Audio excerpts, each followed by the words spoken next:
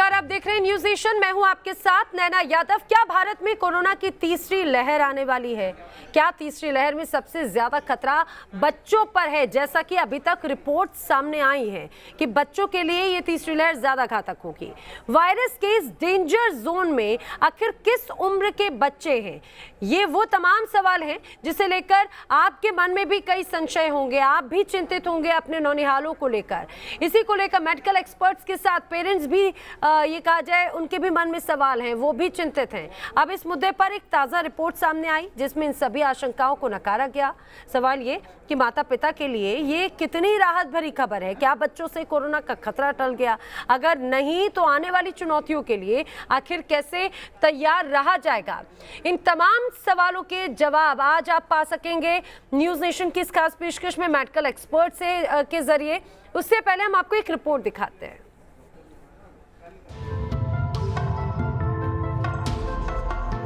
क्या कोरोना की तीसरी लहर में बच्चों पर बड़ा खतरा है? जवाब है नहीं। पेरेंट्स बिल्कुल परेशान ना हो। तो वायरस ने 1.5 साल में नए वेरिएंट्स भी आए हैं, लेकिन बच्चों में कोई उसमें चेंज नहीं आया। तो आगे जाके भी ये ऐसा लगता नहीं कि बच्चों में ज्यादा सीरियस इलनेस होगी। देश के सबसे बड़े अस्पताल एम्स के डायरेक्टर डॉक्टर गुलेरिया ने जो बात कुछ दिन पहले कही थी, उस पर मेडिकल साइंस की प्रतिष्ठित पत्रिका लैंसेट ने भी मुहर लगा दी है। लैंसेट की एक रिपोर्ट के मुताबिक इस बात के अब तक कोई ठोस प्रमाण नहीं है जिसके आधार पर यह कहा जा सके कि कोरोना की संभावित तीसरी लहर में बच्चे गंभीर रूप से संक्रमित होंगे। अभी तक ऐसा कोई एविडेंस नहीं है कि थर्ड वेव इंडिया में आएगी, और थर्ड वेव का बच्चों पे क्या इफ़ेक्ट रहेगा ये अभी तक हमारे पास कोई स्टडी इस तरीके की प्रॉपर स्टडी नहीं है। लेकिन जो भी स्टडी यूके या यूएस में हुई है उसमें ये देखा गया है कि बच्चों पे कोविड का बहुत ज़्यादा कोई इफ़ेक्ट नहीं होता। उनके जो सिम्टम्स हैं बहुत ही ज़्यादा माइल्ड सिम्टम होते हैं, लेकिन ऐसा कोई सीवियर इफ़ेक्ट उनका बच्चों पे नहीं देखा गया है। दूसरी लहर में सबसे ज्यादा कहर युवाओं पर टूटा। इसी के बाद आशंका जताई जाने लगी थी कि तीसरी लहर बच्चों पर कहर बनकर टूटेगी। इस बात को लेकर मेडिकल एक्सपर्ट के साथ पेरेंट्स का भी मन अभी भी आशंकित बना हुआ है। ऐसे में लैंसेट की ताजा रिपोर्ट राहत देने वाली है।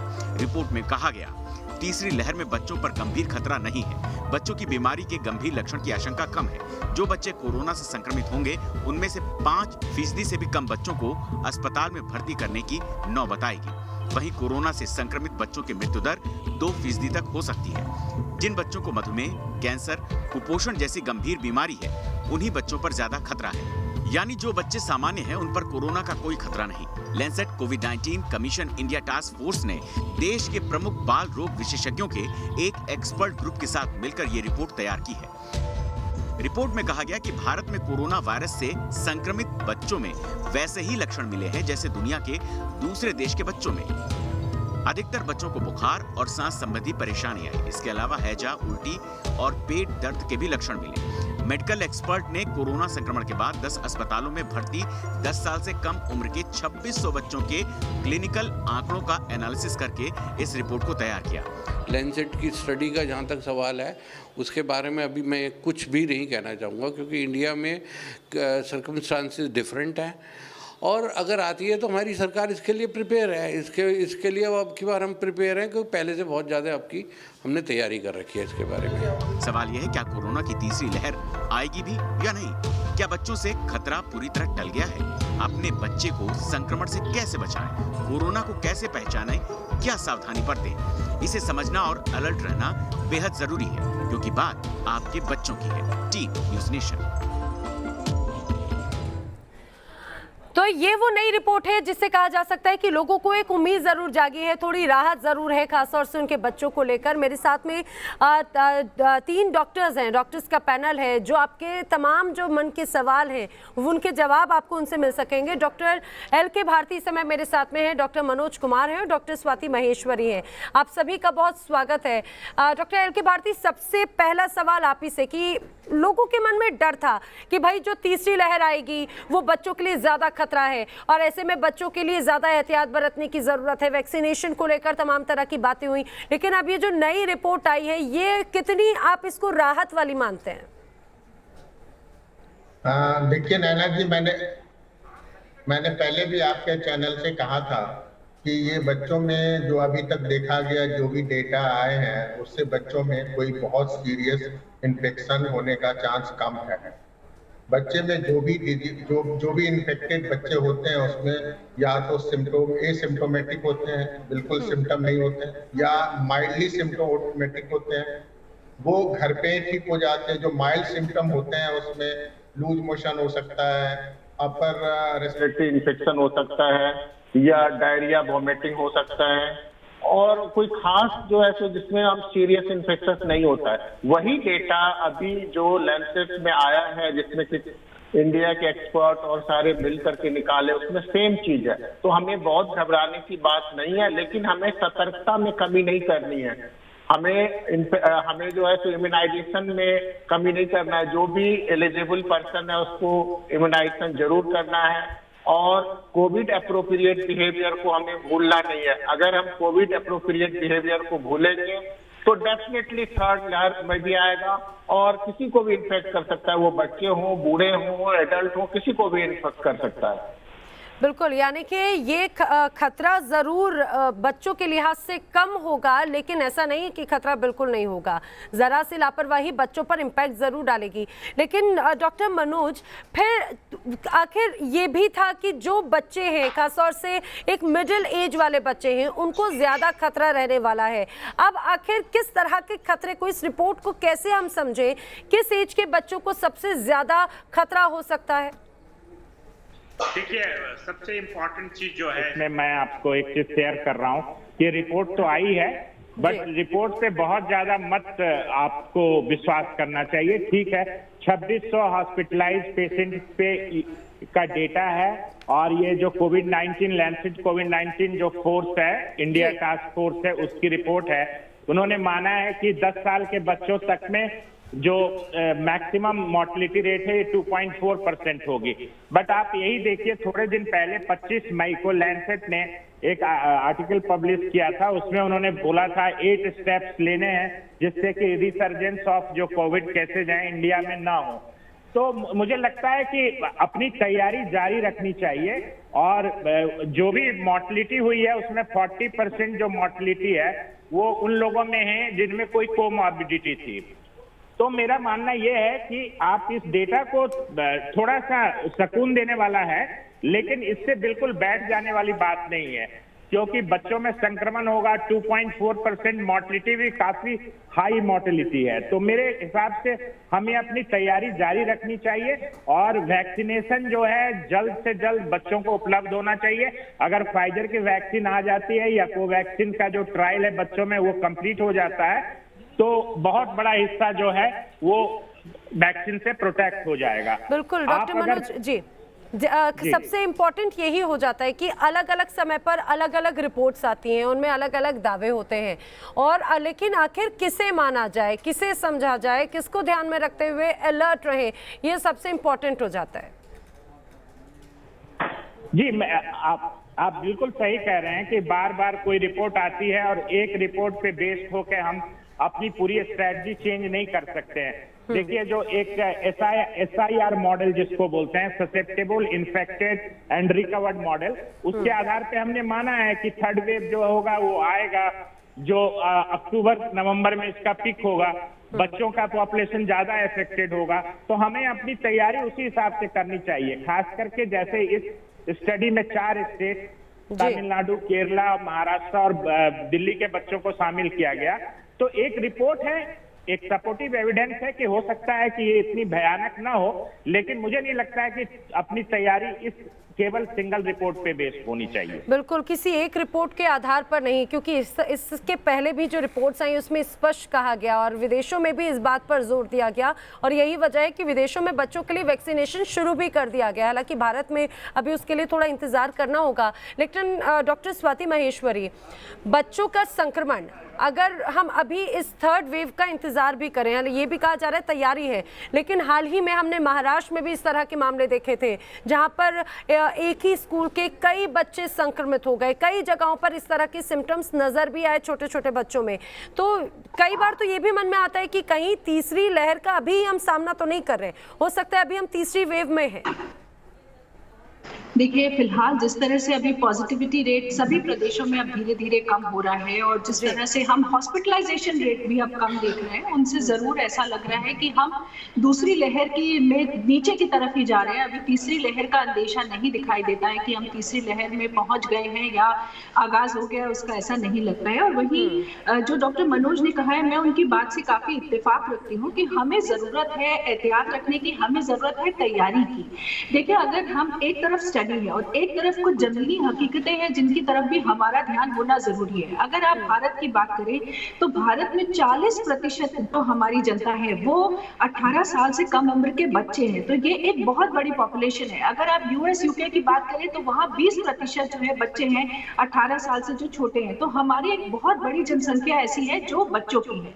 दूसरी बात हमें ये भी देखनी होगी कि जिस तरह की स्टडीज अभी ब्राजील, इंडोनेशिया, मलेशिया ऐसी कंट्रीज से सामने आ रही है जहाँ बच्चे ज्यादा प्रभावित हुए हैं। अगर आप वहां देखें तो जहां जहां भी जनसंख्या का घनत्व है, जहां क्राउडिंग हो रखी है, जहां लोगों के घर में आइसोलेशन की सुविधाएं नहीं है, जहां बड़े बुजुर्ग जब पॉजिटिव आते हैं तो बच्चों को हम अलग नहीं कर पाते, सेग्रीगेट नहीं कर पाते, वहां हमने संक्रमण बच्चों में ज्यादा होते देखा है। तो हमारे जो क्राउडेड एरियाज हैं, हमारे जो ऐसे हॉटस्पॉट्स हैं, हमें वहां जो बड़े लोग हैं उनको जल्द से जल्द वैक्सीन देनी चाहिए ताकि वहां हम बच्चों को प्रोटेक्ट कर पाए, क्योंकि बच्चे कैरियर होते हैं, ये स्टडीज तो साफ तौर से बता चुकी हैं।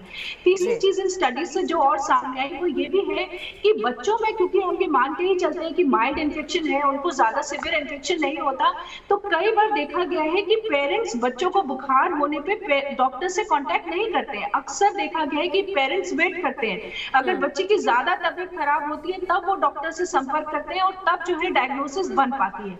तो ये स्टडीज से उभर करके सामने आया कि हमें लोगों को एजुकेट करना है। चाहे माइल्ड केसेस हो रहे हैं बच्चों में, मॉडरेट केसेस हो रहे हैं, घर पे मैनेज हो सकते हैं आसानी से, लेकिन पेरेंट्स को आगाह होना जरूरी है कि क्या। लेकिन डॉक्टर स्वाति, आप अपना जवाब पूरा करें, इसी में एक और चीज ऐड करना चाहूंगी, क्योंकि मौसम में जब बदलाव होता है तब हम देखते हैं कि बच्चों में कुछ सिम्टम्स या फिर जो एक मौसमी बीमारियां जरूर होती हैं, कभी उनको फीवर होगा या फिर सर्दी जुकाम होगा।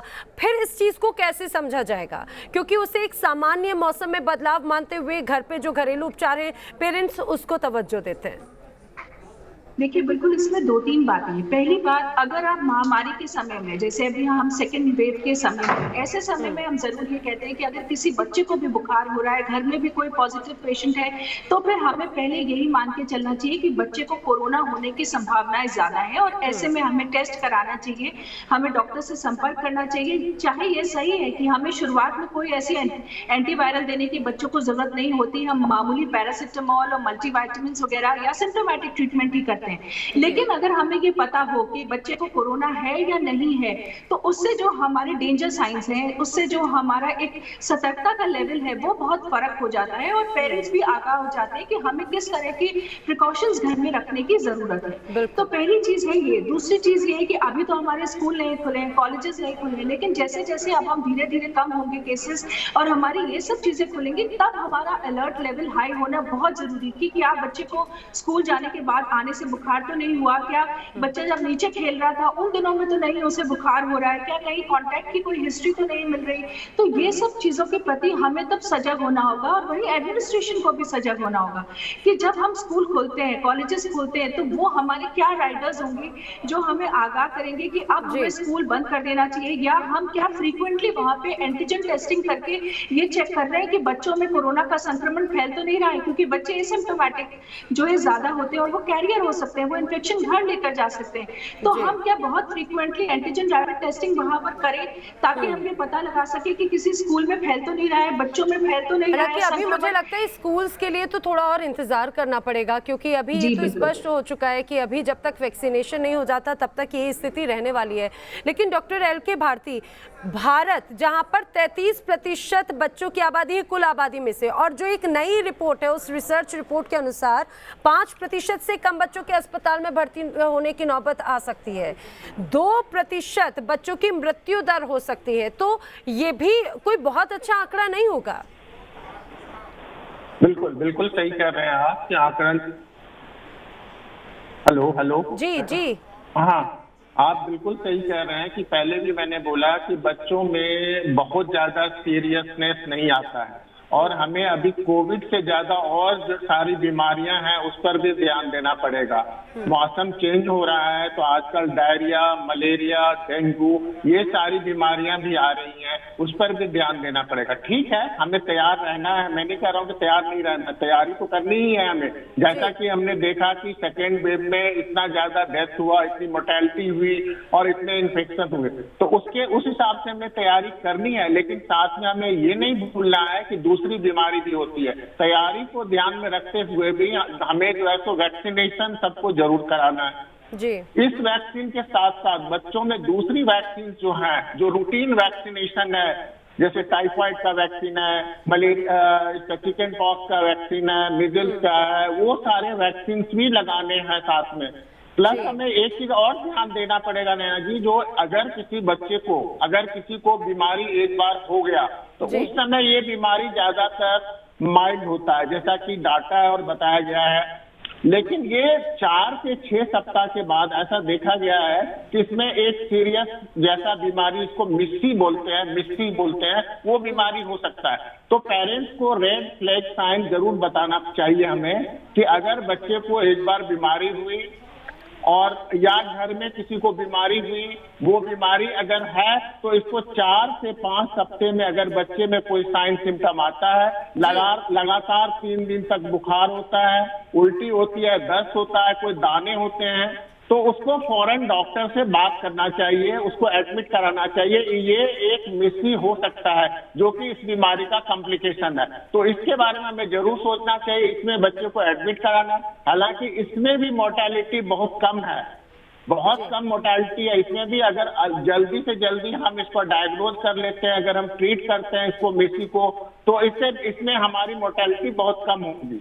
तो हमें ये ध्यान रखना है, पेरेंट्स को हमें बताना पड़ेगा, पेरेंट्स का एजुकेशन बहुत इंपॉर्टेंट है। बिल्कुल डॉक्टर भारती, ये इंपॉर्टेंट बात बहुत आपने कही, लेकिन आपसे इसी को थोड़ा आगे बढ़ाते हुए ये भी बताइए कि किस एज ग्रुप के बच्चों को सबसे ज्यादा खतरा इसमें हो सकता है, क्योंकि अगर किसके जो पोस्ट इफेक्ट्स हैं वो हम अगर देखें, जिस बीमारी की आप बात कर रहे हैं, वो सबसे ज्यादा खतरा किस एज क्राइटेरिया में होगा? बिल्कुल सही सवाल आपने पूछा नैना जी। देखिए, इसी के हिसाब से, सीवीआरटी के हिसाब से गवर्नमेंट ने वैक्सीनेशन को तैयार किया कि सबसे पहले हम एल्डरली को वैक्सीन दिया, उसके बाद जो है हमने जो है तो 45 से लेकर करके 18 to 45 को बीच में वैक्सीन दिया। तो ये जो बीमारी है, जो कॉम्प्लिकेशन है कोरोना का, जिसको मिस्टी बोलते हैं, ये यूजुअली एडोलेसेंट एज ग्रुप में ज्यादा होता है। जैसा कि 10 ईयर से लेके 18 या 22 ईयर के एज ग्रुप में ये मिस्टी ज्यादा देखा गया है। इसलिए हमारी प्रायोरिटी या गवर्नमेंट की प्रायोरिटी ये होगी, अगर वैक्सीनेशन लगाना है तो हमें 10 साल से लेकर के 17 साल के बच्चे जो है उसको पहले वैक्सीनेशन लगाना चाहिए, क्योंकि उसमें सीवियरिटी थोड़ा सा ज्यादा है कंपैरेटिवली जो ईयर। जी बिल्कुल, यानी कि ये अगर बच्चों में थोड़ी सी भी अगर परेशानी है तो उसमें आपको डॉक्टर से कंसल्ट करना बहुत ज़रूरी है। जैसा कि डॉक्टर एल के भारती ने बताया भी कि ये सिम्टम्स नज़र आते हैं जिसे हम बहुत सामान्य मानते हैं। डॉक्टर मनोज कुमार, अभी तक हम देख रहे थे जैसे बच्चों के लिए ज़्यादा एहतियात बरती जा रही थी, खासतौर से फर्स्ट वेव से लेकर सेकेंड वेव तक। हालांकि स्कूल बंद है, तमाम सारी चीज़ें बंद हैं, लेकिन मार्केट में अगर हम देखते हैं तो उसी तरह से पेरेंट्स अपने बच्चों को बेतरतीब तरीके से लेकर ज़रूर जाते हैं। अब चूंकि ये जो नई रिपोर्ट सामने आई है, बच्चों को ध्यान में रखते हुए उसको लेकर क्या कहेंगे? मैं चाहूंगी एक और सवाल का आप जवाब जरूर दें कि बच्चों की फिजिकल एक्टिविटीज कम हो गई हैं पिछले समय के मुकाबले, और ये फिजिकल एक्टिविटीज कम होने की वजह से भी कई परेशानियों का सामना उन बच्चों को जरूर करना पड़ रहा है, तो उसका भी किस तरह से अब इम्पैक्ट पड़ेगा? देखिए, सबसे पहले तो मैं बता दूं कि वेव जो हम लोग डिफाइन करते हैं और fall and rise of the cases के आधार पे करते हैं। अभी जो सिचुएशन है, जैसे डॉक्टर महेश्वरी ने भी बताया कि डिक्लाइन फेज पे है, बट वायरस कंटेन नहीं हुआ है या ये बिल्कुल खत्म नहीं हुआ है, तो थर्ड वेव तो आएगी। अब जो संभावनाएं जताई जा रही है कि बच्चों में ज्यादा होगा और बच्चे वल्नरेबल होंगे, उसकी एक साइंटिफिक रीजन ये भी है कि all age group first wave और सेकेंड वेव में इन्फेक्टेड हुए, बच्चे थोड़े से कम इन्फेक्टेड हुए, तो वो एक वल्नरेबल ग्रुप बच गया है। और चूंकि हमारा एक बहुत बड़ा पॉपुलेशन 40% पॉपुलेशन जो है वो 18 साल से नीचे का है, तो हमारे यहाँ नंबर ऑफ केसेस बढ़ेंगे। और हमें बच्चों को अपने बचाना है, और इसमें सबसे इम्पोर्टेंट वीपन हमारे पास जो हथियार है वो वैक्सीनेशन है। तो वैक्सीन आपके पास जितना जल्दी पीडियाट्रिक एज ग्रुप के लिए आएगा उतना ही आप बचा पाएंगे। जहां तक स्कूल खोलने की बात है, स्कूल तो 14-16 महीने से बंद है, बच्चे ऑनलाइन क्लासेस कर रहे हैं। और जैसा डॉक्टर साहब ने भी बताया कि जो MIS है, मल्टी इन्फ्लामेटरी सिंड्रोम जो है, मल्टी सिस्टम इन्फ्लामेटरी सिंड्रोम जो है, उसकी जो रेट है वो 1000 में 1 बच्चों को होती है।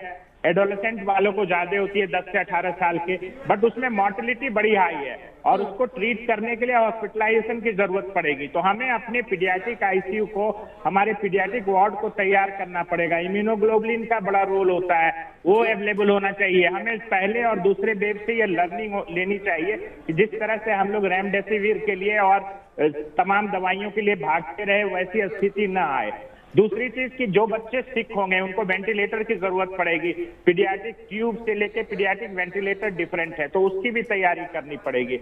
और एक प्रश्न जो आपने पूछा था कि बच्चों को बचाया कैसे जाए, तो मैंने तो सबसे पहले इम्पोर्टेंट पॉइंट ये रेज किया है कि वैक्सीनेशन होना चाहिए। दूसरी चीज कि उनको थोड़ा सा देखिए, ओबेसिटी और फिजिकल इनएक्टिविटी ये दोनों जो है एक रिस्क फैक्टर है। और मालन्यूट्रिशन का भी एक बहुत इंपॉर्टेंट कारण होगा बच्चों में हाई मोर्टिलिटी के। तो अगर घर बैठे बैठे बच्चा ओबीज हो रहा है, मोटा हो रहा है, तब भी चांसेस ऑफ जो मल्टी सिस्टम इन्फ्लामेटरी सिंड्रोम है उसका बहुत ज्यादा होगा और मोर्टिलिटी भी ज्यादा होगी। और ऐसी जो कोमॉर्बिडिटी वाले बच्चे हैं जिनको कंजेनाइटल हार्ट डिजीज है या रेस्पिरेटरी प्रॉब्लम है, उनको तो आपको खास करके इन्फेक्शन से बचाना होगा। कोविड अप्रोप्रिएट बिहेवियर उनको बहुत स्ट्रिक्टली फॉलो करना होगा। 5 साल से ऊपर के बच्चे मास्क यूज कर सकते हैं, उसको अननेसेसरली एक्सपोज नहीं करना है। जैसे घर में अगर गेस्ट वगैरह भी आते हैं तो उनके सामने आने से उनको बाहरी लोगों से भी मिलने जुलने को रेस्ट्रिक्ट करना चाहिए। बिल्कुल, ये बहुत इंपॉर्टेंट हो जाता है जब हम चारों तरफ से एक महामारी से अगर ग्रसित हैं, अगर हम उसको फेस कर रहे हैं और आने वाला खतरा अगर हमें पता है, तो मुझे लगता है कि डॉक्टर भारती अभी तो बहुत पर्याप्त समय है तैयारी का भी, चाहे पेरेंट्स हो या डॉक्टर्स हो, क्योंकि ये बहुत लंबे समय से ये कहा भी जाता रहा है कि तीसरी वेव बच्चों के लिए बहुत ज़्यादा खतरा बन जाती है। लेकिन अभी भी वही सवाल ये कि जब बच्चे फिजिकल एक्टिविटीज़ में नहीं आते और इसी की वजह से कई और बीमारियां भी उनके चारों तरफ उनको घर कर लेती हैं, तो क्या ये रिस्क फैक्टर और बढ़ जाता है उनके लिए भी, कोविड के साथ साथ अन्य परेशानियां, अन्य बीमारियों के लिए भी?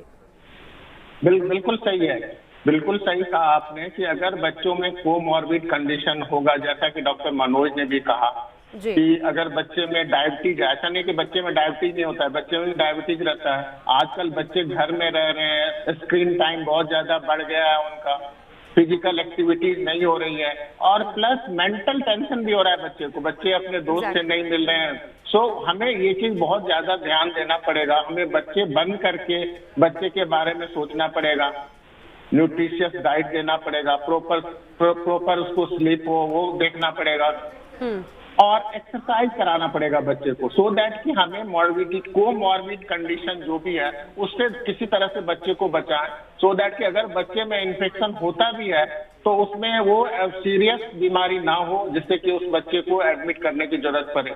मिस्सी होता है, मिस्सी हो रहा है बच्चे में, देखिए 5% बच्चे में मिस्सी होता है, लेकिन ऐसा नहीं कि मिस्सी में अगर प्रीवियस डाटा हम देखें तो मोर्टेलिटी बहुत कम है मिस्सी में, मोर्टेलिटी उसी में है जिसको कि हम बहुत बाद में उसको डायग्नोज किए।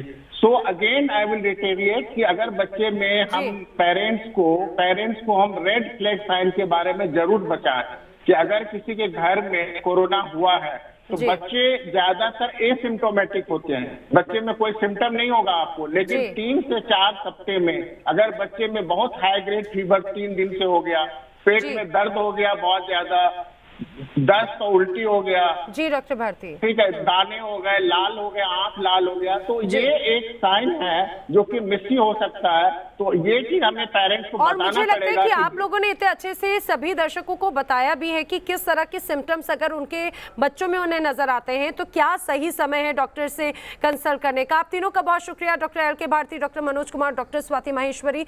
और लेकिन अभी भी बार बार ये कहा जा रहा है कि सचेत रहना बहुत जरूरी है, क्योंकि जरा सी लापरवाही ही आपके साथ साथ आपके बच्चे के लिए भी घातक बन सकती है। यहाँ पर एक ब्रेक के लिए रुक रहे हैं, लेकिन ब्रेक के बाद क्या आरओ का पानी कोरोना से लड़ाई को कमजोर कर रहा है, देखिए आज शाम 6:28 पर।